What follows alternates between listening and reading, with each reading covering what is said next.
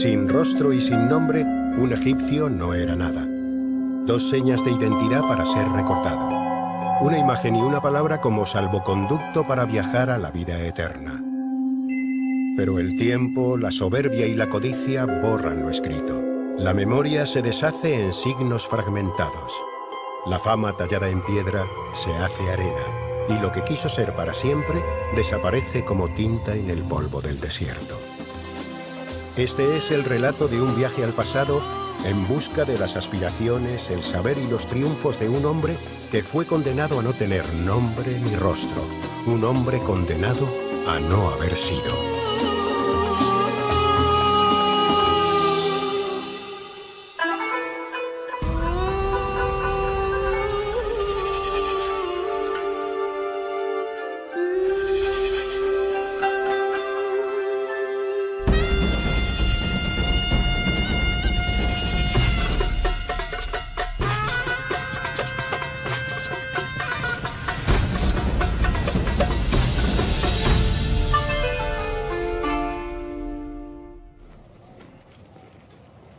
Para los antiguos egipcios, la palabra tiene un valor supremo en la creación de la realidad.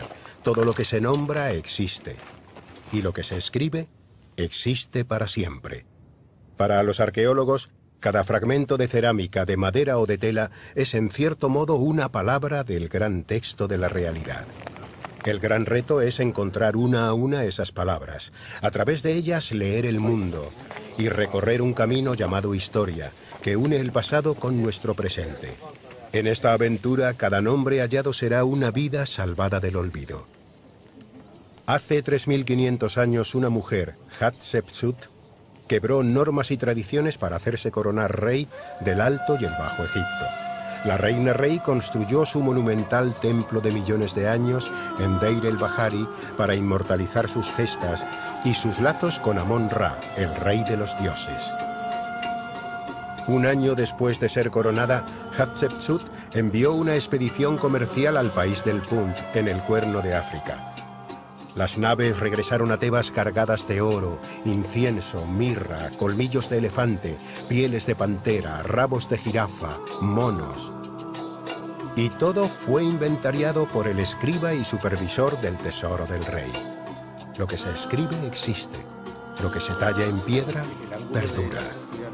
Aquel escriba real se hizo representar en el templo de Hatshepsut detrás de los trabajadores que apilan incienso. Su presencia en la escena es algo inusual y en cierto modo indecoroso. Más tarde su figura y su nombre serían borrados de la escena. Hoy solo pueden apreciarse iluminando la pared con luz rasante. ¿Quién era ese personaje? ¿Y por qué fue condenado al olvido, la verdadera muerte de los muertos? Que mi recuerdo perdure sobre la tierra y mi Va esté vivo delante del Señor de la eternidad.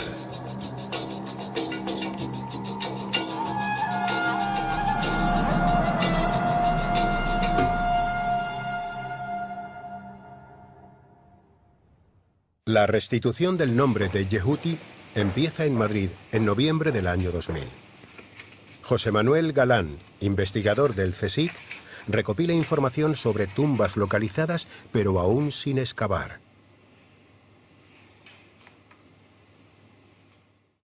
Galán viaja a Luxor con una lista de 10 tumbas de comienzos del siglo XV a.C., cuando Egipto sentó las bases de su imperio, en los inicios de la dinastía XVIII. Allí habla con el jefe del servicio de antigüedades de la orilla oeste y visita por primera vez la tumba de Yehuti. Es entonces cuando nace el proyecto Yehuti. Ya hay un nombre, aún falta un rostro. La tumba se encuentra al pie de la colina de Dra Abu el Naga, frente a Luxor. A su lado hay una aldea moderna. Al comienzo de la primera campaña de excavación, en enero de 2002, el yacimiento está cubierto de tierra, piedras, escombros y basura.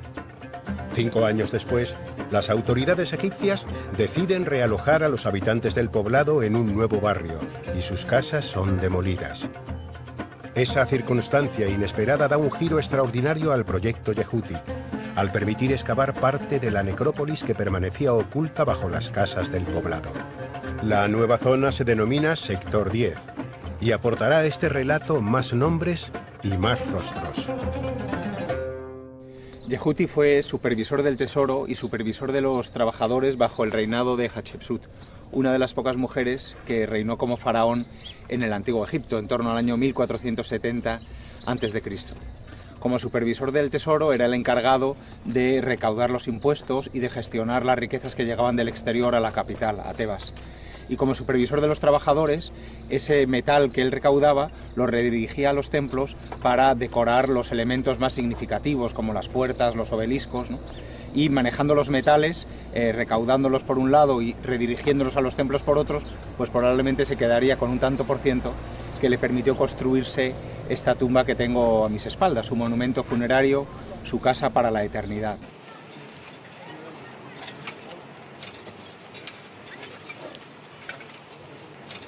Cuando entré por primera vez en la tumba de Yehuti en noviembre del año 2000, lo primero que me llamó la atención, lo que más me atrajo, fue el hecho de que su monumento funerario está escrito desde la misma fachada hasta el interior, hasta donde podíamos ver del interior, ¿no? Y son inscripciones, escenas en relieve que nos hablan de su vida, de su familia, de las tareas que él realizó como administrador de la corona, pero también de sus creencias religiosas, de los rituales funerarios que él querría que le hubieran realizado tras su muerte. Es decir, que su monumento se convertía en un libro abierto de historia individual y también de historia de una época, ¿no? Yehuti es el amante de las letras, él se presenta a sí mismo como el gran escriba, ¿no? Y yo lo que iba buscando era textos, información sobre la sociedad del Antiguo Egipto en el momento en el que empieza a surgir el imperio a comienzos del siglo XV a.C. El camino hacia Yehuti está sembrado de palabras. Palabras escritas en lino, madera y estuco. Palabras grabadas en piedra, como las que perviven en uno de los obeliscos del templo de Karnak. En la parte de abajo de la inscripción, ¿no?, se nos cuenta cómo se ha hecho el obelisco y para qué, ¿no? La inscripción comienza diciendo: ella, refiriéndose a la reina Hatshepsut, ha realizado este monumento, el obelisco, para su padre Amon-Ra, señor de los tronos de las dos tierras, señor de Karnak, ¿no? Y matiza que ha realizado los dos obeliscos con granito firme del sur, refiriéndose a las canteras de granito de Asuán, y que ha recubierto la parte de arriba, el capuchón, con una aleación natural de oro y plata con electro. Esto es una referencia muy importante para nosotros porque Yehuti en su biografía, en la fachada, alude precisamente a eso, a que él, como supervisor del tesoro y como supervisor de los artesanos, entre otras muchas cosas, recubre con electro el obelisco de Hatshepsut en Karnak. Es decir, tenemos la información desde los dos lados, desde el encargado de llevarlo a cabo, que es Yehuti, y desde la perspectiva de la reina Hatshepsut. Cada mañana, el sol nace entre los dos obeliscos que flanquean la entrada al templo de Karnak. Cada tarde se oculta por detrás de Dra Abu el Naga, en la orilla opuesta del Nilo. Es una colina perfecta para ser enterrado.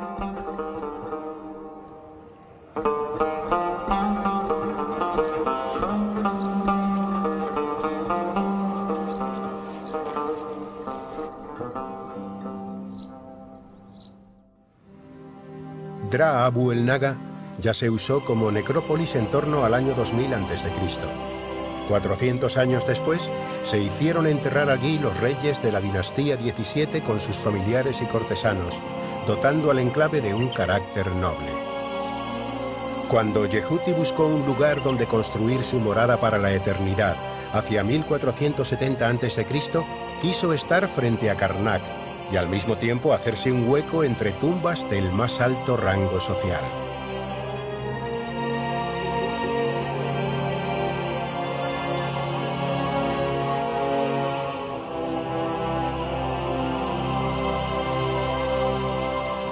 Yehuti construye el patio de entrada a su tumba más largo de lo normal, y para ello lo que hace es prolongar las paredes laterales de roca con grandes muros de adobe, El muro de la izquierda hace un quiebro muy pronunciado, y ese quiebro muy pronunciado lo hace para evitar una pequeña estructura de adobe.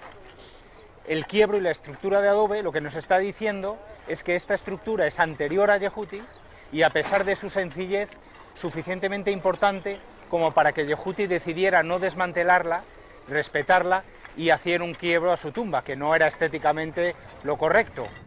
Retirar toneladas de arena sin dañar ni una letra perdida y volver a leer el gran texto de una realidad enterrada requiere muchas manos.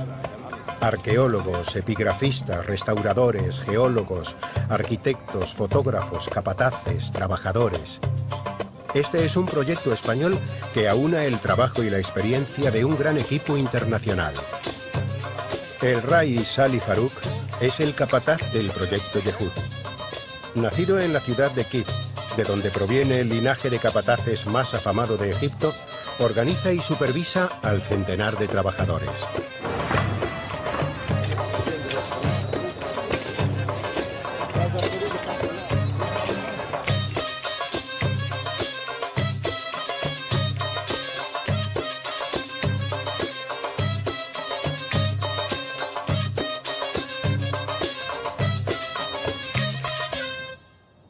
El monumento que Yehuti respetó al construir su tumba es una pequeña capilla de ofrendas construida con adobes. Angie, arqueóloga y egiptóloga, se encarga de excavar su interior. Allí se descubre un conjunto de figurillas de madera que representan momias y que los antiguos egipcios denominaban shabti. Algunas se pintaban de blanco y llevaban el nombre del difunto escrito con pincel y tinta negra.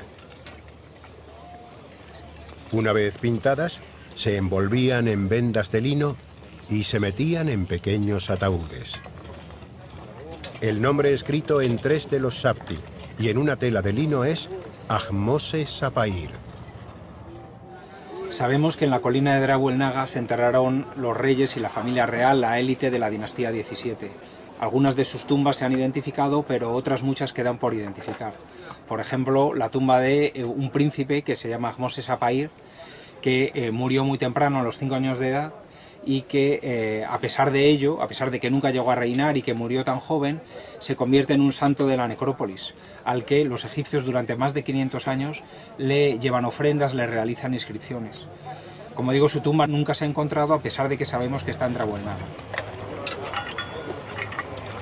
Durante la dinastía 17, en torno al año 1600 a.C., incluso los enterramientos de la familia real eran sencillos. Una pequeña capilla, generalmente de adobe, para realizar ofrendas al final del funeral y en la fiesta de los difuntos. Frente a ella, un pozo de unos 6 metros de profundidad, apto para bajar por él un ataúd en horizontal.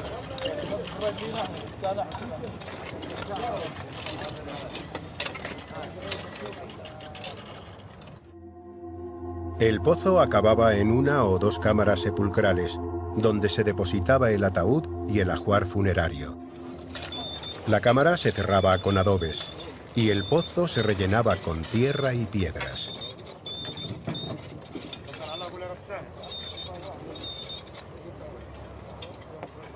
Al descender a un pozo funerario, conviven sentimientos encontrados. Se mezcla el deseo de descubrir y de saber con la sensación inquietante de estar invadiendo un espacio ajeno, pensado para la eternidad. Ibrahim lleva más de 10 años en el equipo y ha excavado ya 6 pozos funerarios. Una tumba es una casa para la vida después de la muerte y como tal contiene o recrea elementos del día a día. Las vidas pasadas se hacen presentes a veces en pequeños objetos de uso cotidiano. A pesar de haber sido expoliado en época antigua, al fondo del pozo asociado a la capilla de adobe y a los linos y a los shabti de Ahmose Sapair, aparecen piezas significativas como este cuchillo de bronce y algunas tan delicadas como un bonito peine de madera tallada o un collar de fibra vegetal con irisaciones doradas. Objetos que, por ser de uso íntimo, nos ponen en contacto directo con el verdadero corazón de la historia. seres que fueron de carne y hueso. Próximo a la capilla de ofrendas, va saliendo a la luz un gran depósito de cerámica con unas 2000 vasijas. Debe de estar relacionado con la tumba de alguien venerable. Elena es una de las ceramólogas que se ocupan de su estudio. Cuando se encuentra un depósito de cerámica, lo primero que hacemos es extenderlo todo en los jasir, que son unas esteras egipcias, y así tenemos una visión de conjunto.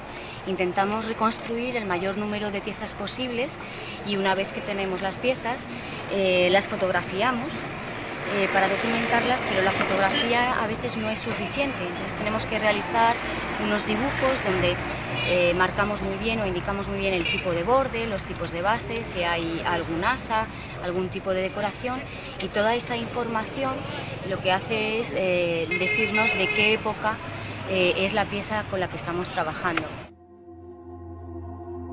La excavación continúa en el sector 10 y se descubre otro pozo funerario. De él salen a la luz el retrato y el nombre de otro príncipe de la época apenas conocido, Intefmose. Están grabados en la base de un pequeño obelisco de piedra caliza que debía de señalar la entrada a la capilla.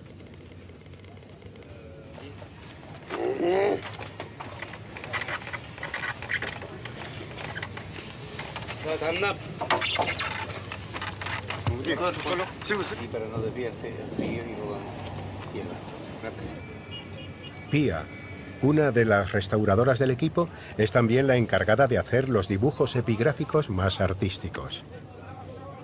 La mayoría de las tumbas se hallan saqueadas, pero si el expolio ocurrió en época antigua, queda la esperanza de encontrar alguna pieza que aporte detalles sobre el propietario de la tumba.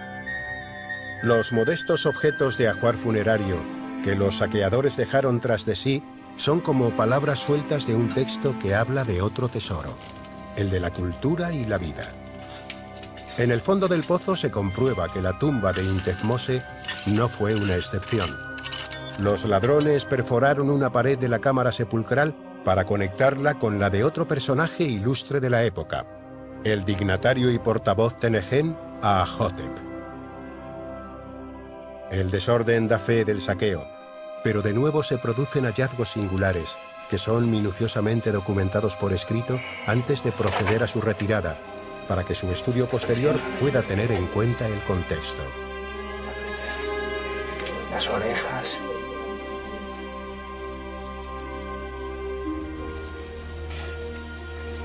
Una sandalia de palma que usaría el difunto en la otra vida, y un sarcófago de barro que contiene un pequeño sapti.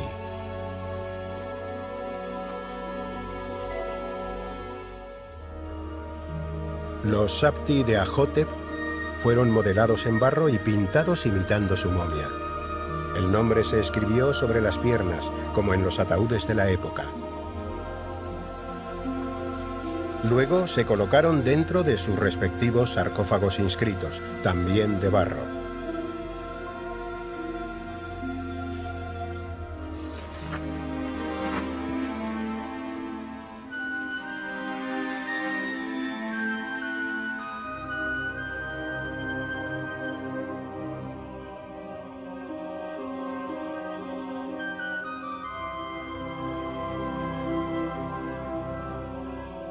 Una de las figurillas fue envuelta en 9 vendas de lino, como una verdadera momia. Y así fue hallada.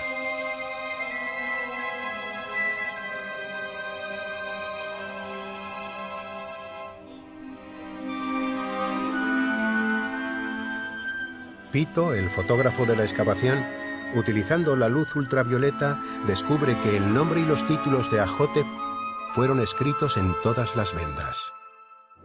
Mientras tanto, en el área de la excavación que supervisa José Miguel, con la ayuda de Yuma, uno de los trabajadores más carismáticos del proyecto, aparece un enterramiento poco frecuente, en la misma zona del depósito de cerámica. Es el ataúd de un niño, lo que ya hace relevante el hallazgo, porque a pesar de la alta mortalidad infantil en la antigüedad, se han encontrado pocas tumbas que no sean de adultos. Además, sorprende su colocación. el pequeño ataúd de madera antropomorfo y pintado de blanco fue depositado directamente sobre el suelo y se colocó de manera intencionada de costado y trabado con piedras. En su interior descansa la momia de un niño de unos 5 años, la misma edad a la que supuestamente murió el venerado Ahmose Sapair. Y es de la misma época que él, pero su identidad se nos escapa. En esta ocasión la palabra está ausente. No hay textos, ni más pistas que esas coincidencias. Los hijos de las familias pudientes ingresaban muy jóvenes en las escuelas de escriba. Saber leer y escribir les aseguraba el rango de oficiales de la administración y facilitaba su integración en la élite. El joven escriba aprendía a manejar el pincel sobre una tabla de madera estucada, copiando modelos de textos y figuras trazadas sobre una cuadrícula roja. Así debieron de ser los primeros pasos escolares de Yehuti, que con el tiempo llegó a ser escriba real. La denominada tabla del aprendiz, hallada hecha pedazos en el patio de entrada a su tumba, parece atestiguarlo.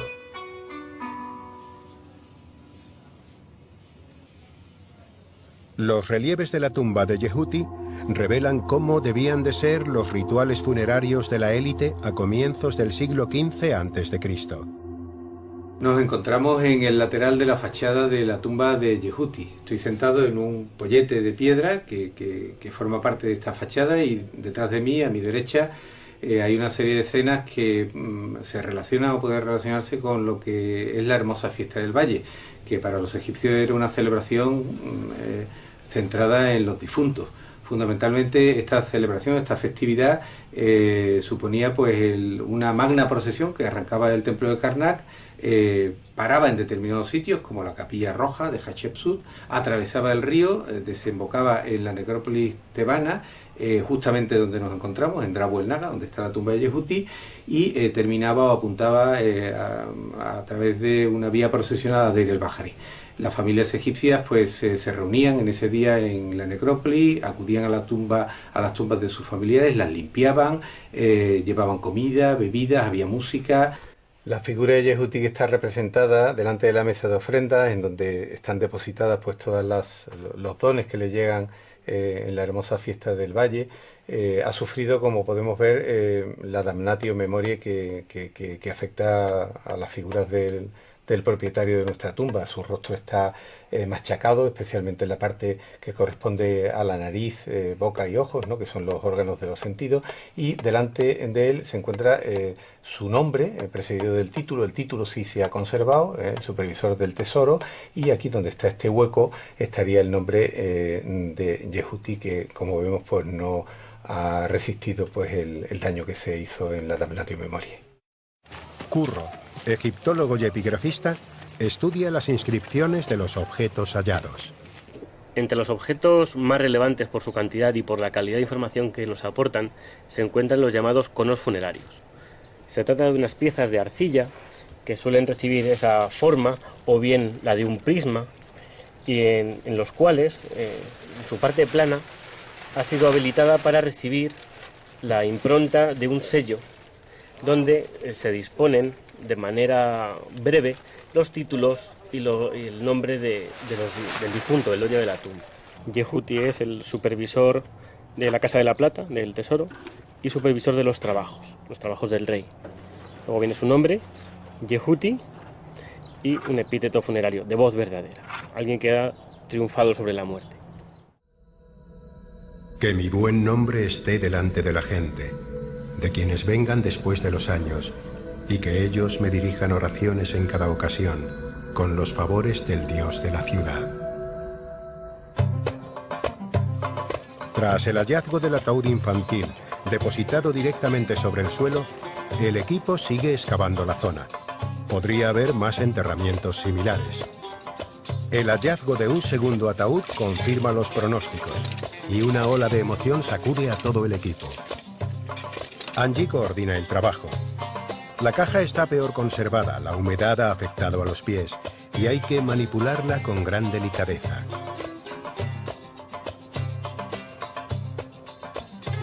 Al fin queda lista para su traslado y estudio. Las restauradoras Pía y Nieves se encargan de abrir el ataúd. Como en el caso anterior, contiene un niño, aunque de más edad. El sudario que lo envolvía ha sufrido enormemente y paso a paso se extraen y ordenan huesos, retazos de vendas, restos de madera. Todo puede aportar información. Roxy, Salima y Joel son los antropólogos físicos y paleopatólogos encargados de estudiar los restos humanos. See that he's an 11-year-old. He's got his second molars just about coming into eruption, but there's no wear yet on them. So he's an 11-year-old. He still has his deciduous or baby teeth for the premolar, where the premolars and canines would be. But these are all his adult teeth here.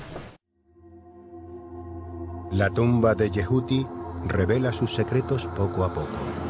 En la primera campaña, en febrero de 2002, la cámara más interna estaba llena de tierra y piedras casi hasta arriba.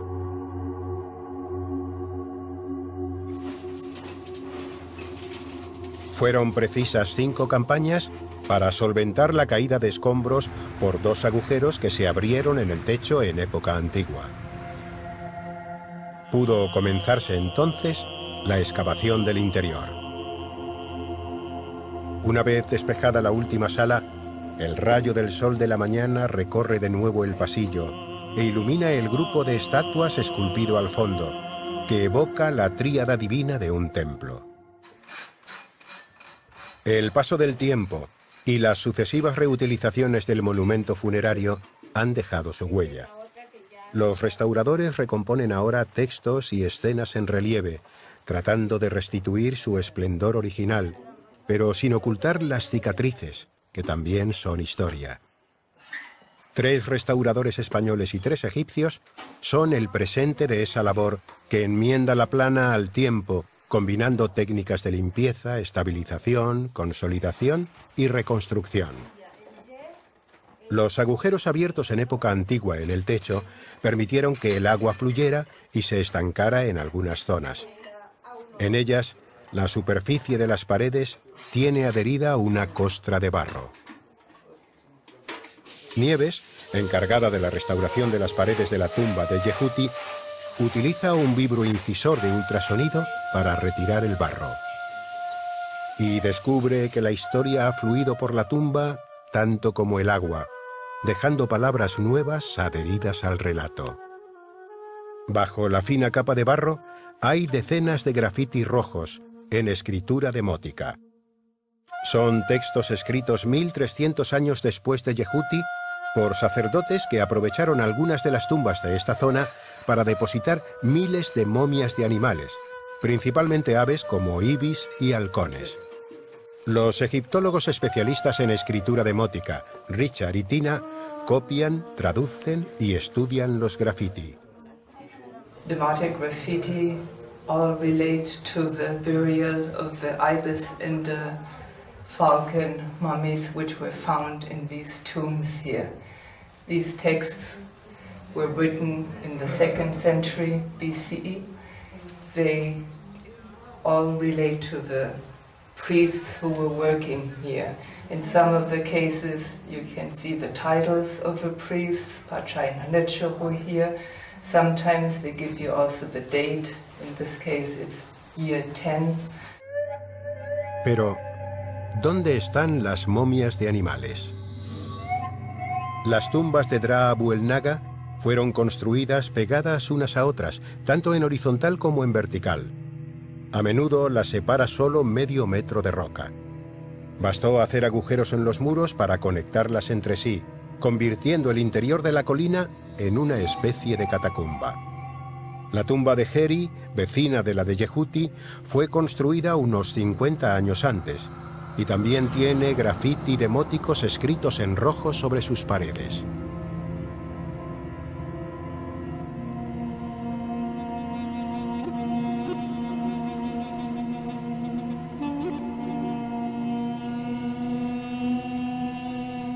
Al fondo de su cámara más interna se abre un pozo funerario. Un intenso olor a momia, una mezcla de efluvios de resina y ungüentos, sube desde la profundidad oscura. 7 metros más abajo hay 2 cámaras sepulcrales que fueron reaprovechadas para manipular y depositar cientos de momias de aves que investigan Chisco, especialista en el Egipto grecorromano, Salima, especialista en momias de animales, y Megan, zooarqueóloga.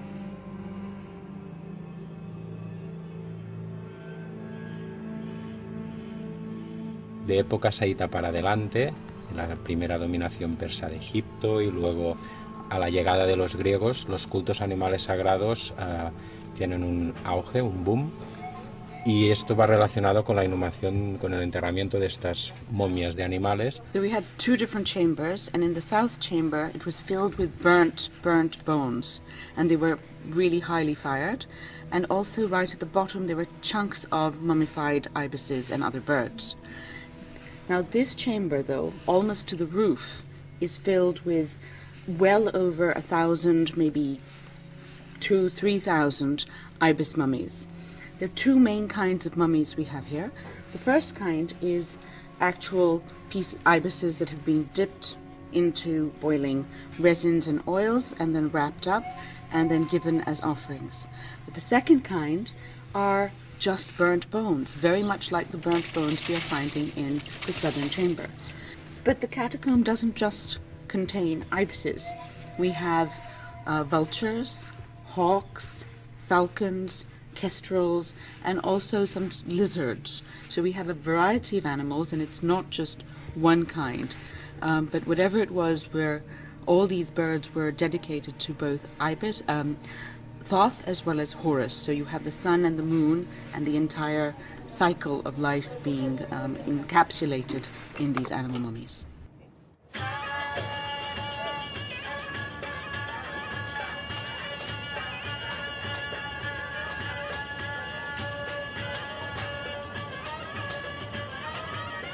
La excavación continúa en el exterior. A 3 metros por debajo del suelo de las casas modernas que se levantaban en la zona pocos años antes, siguen saliendo a la luz enterramientos de la dinastía XVII, que han estado ocultos 3 milenios. Junto al lugar donde se halló el segundo ataúd infantil, sale a la luz pocos días después el brocal de un nuevo pozo funerario que excavan Angie y Yuma. El terreno, más compacto y húmedo que el relleno de otros pozos, parece indicar que este pudiera estar intacto, algo realmente excepcional. El área tiene sin duda un gran potencial. Las expectativas e ilusiones van creciendo en el equipo y se contagian a los trabajadores, que aprovechan cualquier ocasión para dar rienda suelta a su carácter extrovertido y mostrar su alegría.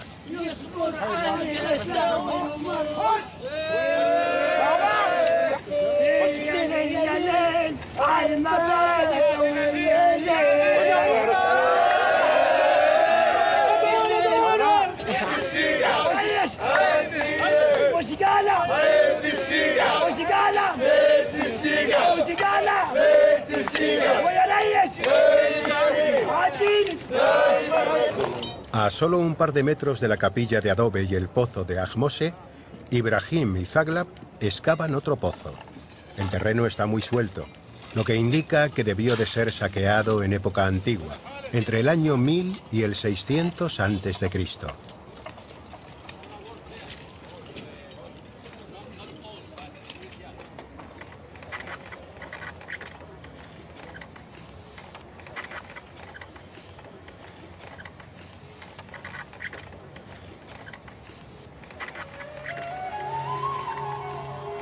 Los saqueadores antiguos, que buscaban principalmente oro, objetos de bronce y piedras semipreciosas, dejaban siempre tras de sí restos que hoy permiten acercarse a la persona que allí fue sepultada.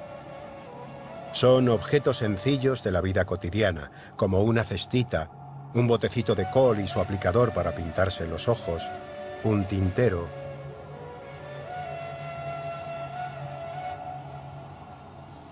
Cada pieza se documenta, inventaría, estudia, almacena y registra en la base de datos del yacimiento.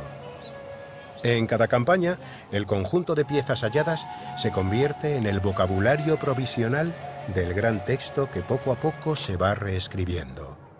Pues los tejidos tenían múltiples utilidades en Egipto. No solo servían para la lógica utilidad de fabricar vestidos y material para la casa, sino que con ellos se podía pagar los salarios de los obreros y como eran unos objetos costosos, se reutilizaban durante mucho tiempo y hemos encontrado alguna pieza que tiene remiendos o zurcidos.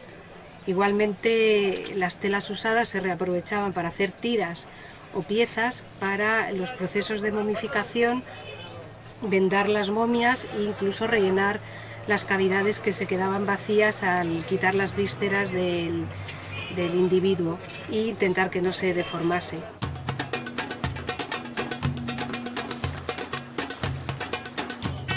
Naturalmente, todo lo hallado se queda en Egipto, en los almacenes del Servicio de Antigüedades. Son muy pocas las piezas seleccionadas para cruzar el Nilo y ser expuestas en el Museo de Luxor. El proyecto Yehuti ya tiene 5 en sus vitrinas. La tabla del aprendiz, una tela fechada en el año 2 del reinado de Amenhotep II. Delicados ramos de flores ofrendados a un difunto hace 3000 años. Los pendientes de oro hallados a la entrada de la cámara sepulcral de Yehuti. Y el rojo ataúd de Iker, un nubio que vivió hace 4000 años y fue enterrado con sus bastones, arcos y flechas. Si la arqueología es un puente que conecta el pasado y el futuro, tan importante es conservar como excavar. Los arquitectos Carlos, Joan y Nacho se esmeran en hacer posible que las tumbas de Yehuti y de Heri puedan algún día abrirse al público y ser visitadas. Para ello, aseguran el techo e iluminan los relieves de las paredes con luces LED.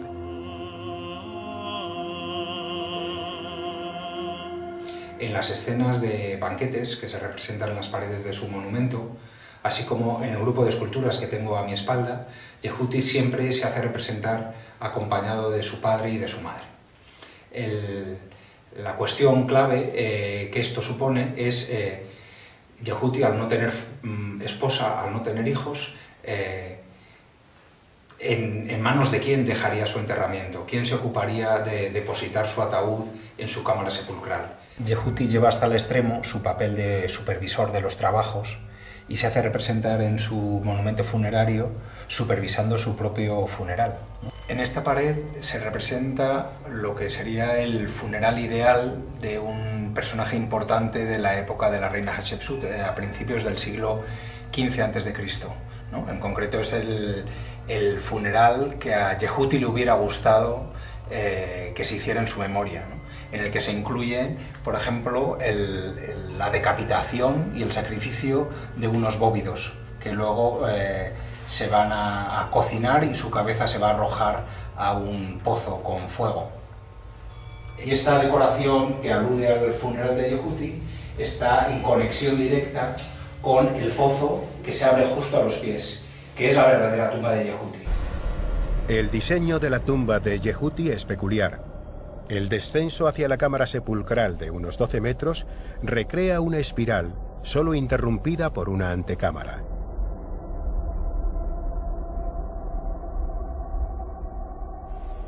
Lucía baja todos los días hasta lo más profundo para estudiar el hallazgo más sorprendente en esta tumba. Allí abajo no está la momia del escriba, ni su ataúd. Probablemente fuera robado, desmembrado y quemado por los saqueadores antiguos. Pero sí que está su espíritu. El espíritu del escriba amante de las letras sigue vivo y presente en lo que constituye el gran hallazgo de José Manuel Galán y su equipo después de años de excavación. La cámara sepulcral de Yehuti está enteramente escrita, de arriba a abajo. 41 capítulos del libro de la salida al día, más conocido como el libro de los muertos, hacen hablar a las paredes y el techo.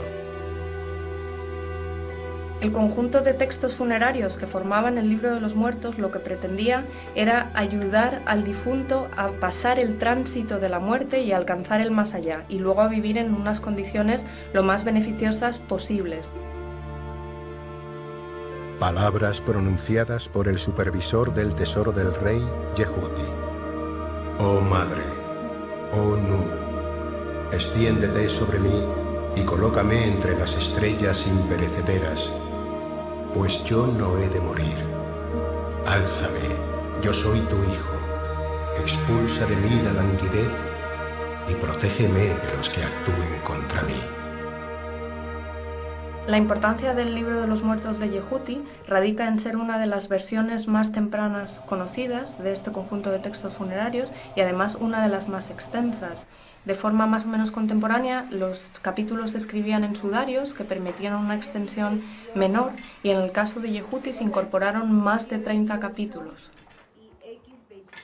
Bueno, pues aquí tenemos los fragmentos que se encontraron en la cámara funeraria de Yehuti en el proceso de excavación. Proceden del techo que se colapsó y de 2 paredes que se derribaron para ampliar la cámara. Entonces se recuperaron una serie de 700 fragmentos y lo que intentamos hacer ahora es volver a unirlos y reconstruir como si fuera en un puzzle gigante cuál sería la decoración original que tuvieron las paredes. El proceso continúa reconstruyendo a escala el texto mediante programas de tratamiento de imagen y transcribiéndolo a jeroglíficos normalizados. Hay un objetivo final, la publicación científica del libro de los muertos de Yehuti.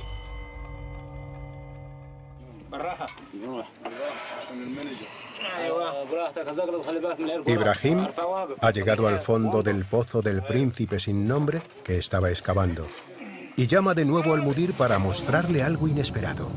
Ha descubierto una segunda cámara con un agujero en la pared.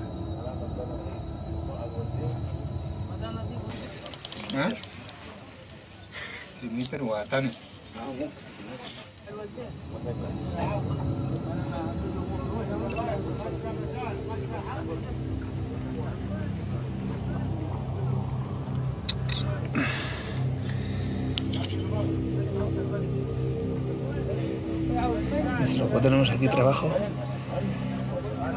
para esta campaña la que viene. Porque, madre mía. La excavación del sector 10 sigue dando sorpresas. Ahora toda la expectación se centra en el fondo del pozo que están excavando Angie y Yuma. This shaft, I know, me now, it's a job for me. I know if you can, some people work in this place or not. This place from the shaft, not people work before. Inshallah, down and good. I hope we have good and object, a nice place. Todo el equipo del proyecto parece contener la respiración. Están a punto de entrar en un lugar que lleva más de 3000 años sin ser visitado. Nadie sabe cómo será ni lo que puede haber en su interior, pero no hay acicate mayor para un arqueólogo que ese misterio del tiempo suspendido en un espacio intacto. La primera inspección visual supera incluso las mejores expectativas. Bueno, vemos un ataúd que está en el centro de la cámara. Parece que no se ha tocado, que está intacto, el ataúd está cerrado. Podemos ver que conserva todavía alguna de las espigas que cerraban los tablones de madera. Y aunque la cámara está un poco llena de escombros, aunque no hasta arriba, y el ataúd pues está sucio, lleno de polvo, vemos que la tipología parece que es tipo Rishi, que es un ataúd antropomorfo, policromado, y la decoración consiste en una serie de plumas, ¿no?, que digamos que envuelven el cuerpo.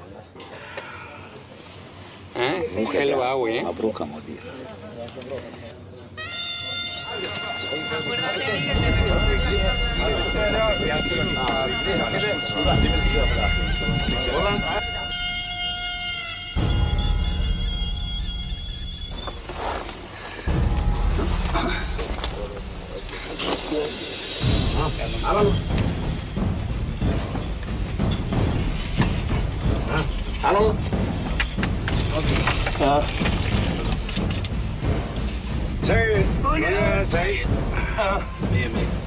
100 كم خشب ورا عندك؟ كم خشب قد ايه؟ 10 10 اديني 5 سم هوبا بس ماشي على الله سد اللبن اهو فرط المنبحري المنبحري فرط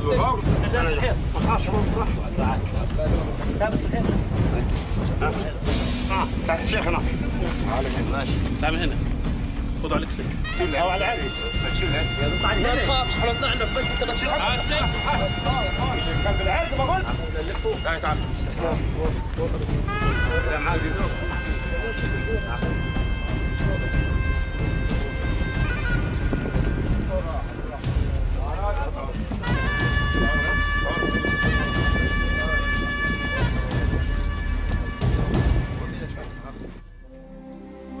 El ataúd está en muy buen estado.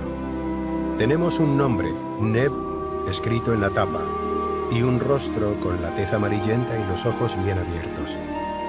Neb emprende, cubierto de plumas, una nueva etapa en su camino hacia la inmortalidad.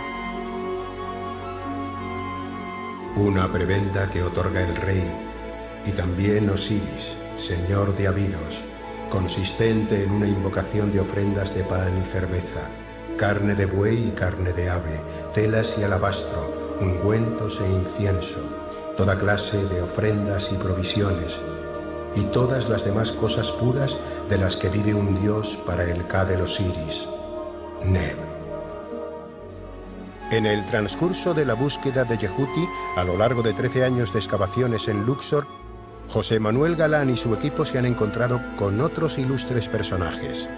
Sus vecinos Heri, Baki y Ai, el niño Ahmose Sapair, el príncipe Intefmose, Aahotep, portavoz de Nehem, y ahora Neb, que vivió hace 3.600 años. Es un hallazgo excepcional. Se conocen muy pocos enterramientos intactos de esta época. Y hace más de 100 años que no se encontraba un ataúd de estas características. Sus paralelos, apenas una docena, están en el Museo del Cairo, el Metropolitan de Nueva York, el Museo Británico y el Louvre.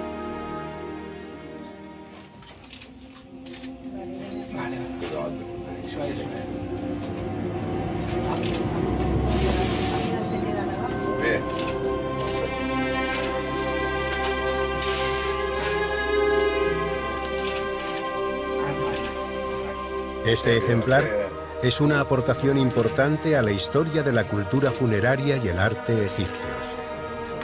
Neb se incorpora al pequeño grupo de personajes ilustres de la dinastía 17, hacia el año 1600 a.C., que ayuda a proyectar luz sobre un periodo muy poco conocido de la familia real y de la élite, en un momento apasionante de la historia de Egipto, cuando la Tebas, capital de provincia, se convierte en capital del reino y más tarde en capital del imperio.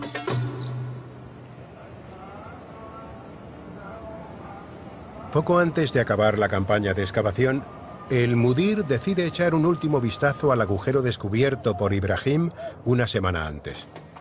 No hay ciencia sin curiosidad y no hay campaña sin una última sorpresa. Estamos al fondo de uno de los pozos funerarios que hemos excavado este año. Desciende unos 6 metros y se abren 2 cámaras al fondo.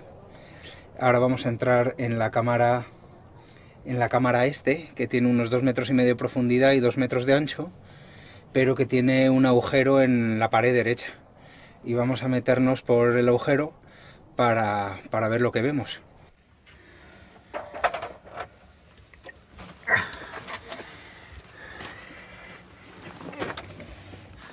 No es una cámara sepulcral como nos imaginábamos, que esta cámara conectaba con otra cámara de otro pozo.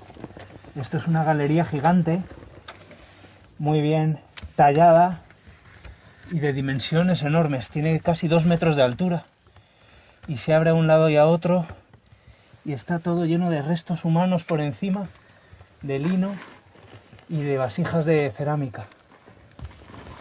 A lo mejor hay 100 vasijas en la superficie, pero en bastante buen estado. Todos los platitos, a lo mejor habrá también pues casi un centenar de cuerpos.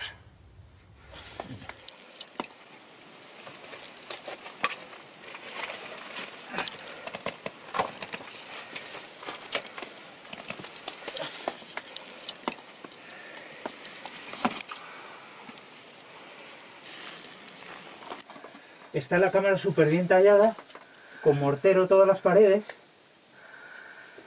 mucha caña, sogas, y a la derecha se abre, o sí, continúa el pasadizo hacia abajo. Esto se pone bien, ¿eh? ¿Qué pasa? Aquí ya estamos bastante abajo, debemos estar pues aproximadamente a 10 metros bajo tierra. Hay restos humanos, hay cerámica, pero sobre todo lo que llama la atención son los grandes bloques de piedra.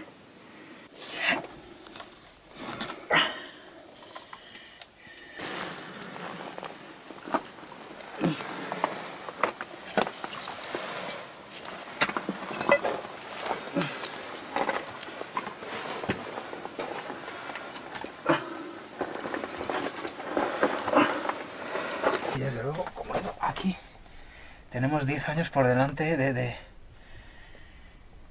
excavación y de investigación. Ahora sí que queda claro que esta galería pertenece a una tumba de la dinastía 11, que ha sido probablemente reutilizada en la dinastía 17, y por eso la cerámica que vemos en superficie es toda de la dinastía 17 o principios de la 18.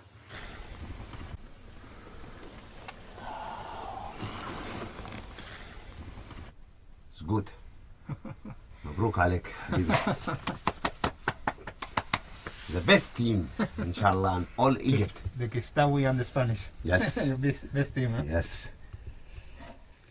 El proyecto Yehuti, tras 13 años de excavación, de investigación y de restauración, de alguna forma le está devolviendo el nombre a Yehuti, ¿no? Le está devolviendo su memoria y con ello lo que él más ansiaba, que era vivir eternamente. Claro que lo estamos haciendo de una forma que él jamás se hubiera imaginado, ¿no? Pero yo creo que si él saliera del pozo funerario y se uniera a nosotros en su capilla, junto a su estatua y a la de sus padres, pues se llevaría una gran sorpresa y creo que estaría orgulloso y feliz de nuestro trabajo.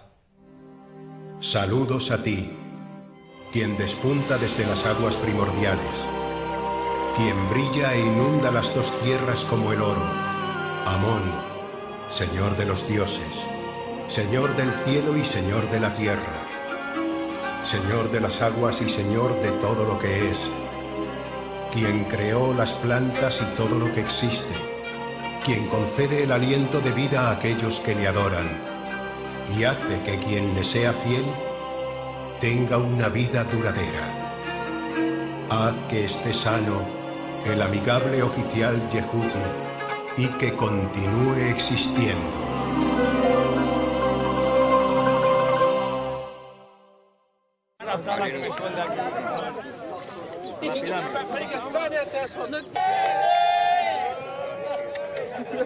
مديرنا اسبانيا ويا اسبانيا اسبانيا يا اسبانيا شويه على النبي صلي على النبي صلي على النبي مش النبي صلي على النبي يا محلوه صلي على النبي يا محلوه صلي على النبي سوداني بامبو السوداني بامبو السوداني حياني يا ابو دليا يا اسبانيا اسبانيا يا اسبانيا اسبانيا يا اسبانيا